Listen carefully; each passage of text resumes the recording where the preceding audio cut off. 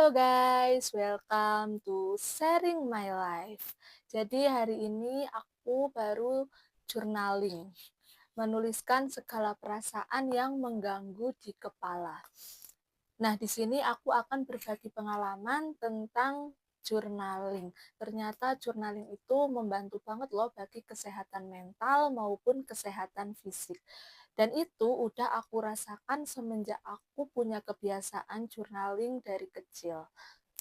Di buku ini, aku tuh terbiasa menuliskan perasaan-perasaan apa yang aku alami, bahkan sekecil hal apa yang akan aku lakukan hari ini. Karena misal dalam sehari ini kita sebenarnya mau melakukan banyak hal dan hal itu enggak terstruktur, itu malah berkecamuk di kepala gitu loh. Setelah ini mau melakukan apa ya? Setelah ini mau ngapain ya? Aduh, tadi aku mau melakukan apa ya? Nah, itu kayak mengganggu banget nggak sih? Dan ternyata setelah ditulis sesimpel itu. Nah, kita kan sering ya merasa pikiran kita itu lagi kalut dan itu membuat kita jadi enggak tenang. Bahkan membuat kita tuh ngerasa capek padahal nggak ngapa-ngapain. Dan pikiran ramai itu benar-benar membuat kita jadi nggak fokus dan nggak bisa berpikir jernih. Misalnya kayak hanya sekedar memikirkan perasaan apa sih sebenarnya yang sedang aku rasakan? Kenapa kok aku sepusing ini sih? Nah, itu tuh kayak berkecamuk di kepala gitu loh.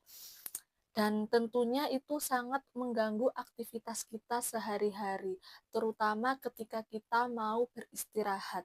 Sering nggak sih kayak kita tuh sebenarnya mau istirahat, mau tidur, sudah seharian full kita beraktivitas, malamnya mau tidur, tetapi malah overthinking, banyak pikiran yang sebenarnya kita itu nggak tahu akar masalahnya itu apa, hanya karena banyak pikiran yang menumpuk di kepala. Masalah yang mengganggu itu sebenarnya apa sih yang bikin nggak tenang atau malah sekedar hanya berisi cuplikan-cuplikan memori yang seolah otak itu enggak rela buat enggak dipikirin gitu loh, harus dipikirin dan nggak boleh hilang dari kepala. Biasanya kayak ada memori-memori seperti itu yang kayaknya ini penting banget deh, aku nggak boleh lupa tentang ini, padahal itu hanya hal sepele. Pernah nggak ngerasa kayak gitu? Nah, semua itu kan benar-benar sangat mengganggu ya, dan kita itu kadang nggak paham, nggak ngeh sebenarnya akar masalahnya itu apa sih, masalah yang menonjol itu apa, yang membuat pikiran kita itu jadi penuh dan kadang malah merembet-merembet kemana-mana. Nah, dengan cara menulis, dengan cara journaling, menguraikan apa yang kita rasakan, itu bisa menguraikan benang kusut di kepala. Karena kan kadang kita ngerasa kalau kita itu butuh teman cerita, butuh tempat untuk berkeluh kesah, tetapi kita nggak punya itu. Kadang kita malah ngerasa sendiri, malah ngerasa nggak ada yang bisa memahami perasaan kita. Cobalah anggap jurnal ini adalah teman kita mengobrol. Justru itu sangat efektif karena dengan cara journaling, dengan cara menuangkan segala apa yang kita rasakan, itu membantu kita untuk memahami diri kita sendiri.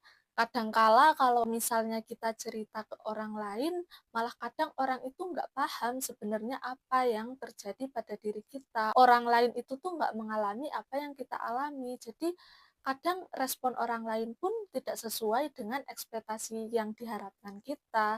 Nah, dengan cara journaling itu justru malah lebih efektif daripada kita cerita ke orang lain. Oke, kita memang perlu teman untuk bercerita, kita perlu tempat untuk berkeluh kesah, tetapi jangan sampai hal itu membuat kita semakin kalut karena tidak mendapatkan jawaban yang sesuai dengan keinginan kita.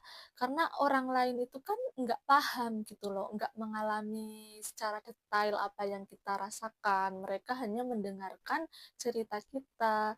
Yang paham kondisinya itu kan adalah kita, yang mengalami adalah kita. Jadi yang paling paham, yang paling mengerti kondisi kita itu adalah diri kita sendiri. Jangan sampai kita menyalahkan orang lain atau mungkin jangan sampai kita ngerasa down hanya karena jawaban orang lain itu tidak sesuai ekspektasi kita. Sebenarnya hal itu dipicu karena kita itu belum memahami diri kita. Nah, cobalah kita tulis Dengan journaling itu sangat membantu kita dalam memahami diri kita sendiri. Kita bisa tahu apa yang sebenarnya kita mau, apa yang sebenarnya kita rasakan, dan apa yang sebenarnya terjadi pada kehidupan kita. Bahkan dari journaling tersebut kita bisa sadar loh kebaikan-kebaikan yang sudah kita alami. Kita sudah menuliskan apa yang menjadi keresahan kita, apa yang mengganggu pikiran kita. Kemudian kita bisa menyadari tindakan apa yang seharusnya kita ambil untuk mendapatkan jalan keluar. Karena di situ kita sudah paham apa yang sebenarnya kita rasakan. Nah, jadi journaling itu benar-benar efektif untuk kita itu mengolah emosi. Jadi kalau kita udah menuliskan segala perasaan kita, di situ kita sudah bisa melihat masalah-masalah yang terstruktur. Jadi kita bisa memilah mana yang termasuk masalah besar, mana yang termasuk masalah kecil. Enggak bercampur dan bertumpuk di pikiran. Jadi kita nggak bingung untuk mengambil sebuah tindakan. Itu pengalaman aku ketika journaling yang membuatku tuh jadi paham apa yang sebenarnya aku inginkan, apa yang sebenarnya aku rasakan. Bukan dengan mengandalkan respon dari orang lain, tetapi yang membuat kita jadi tenang itu adalah kita bisa memahami diri kita dan kita bisa mengambil tindakan yang sesuai dengan keadaan kita. Sampai jumpa di cerita selanjutnya. Dadah.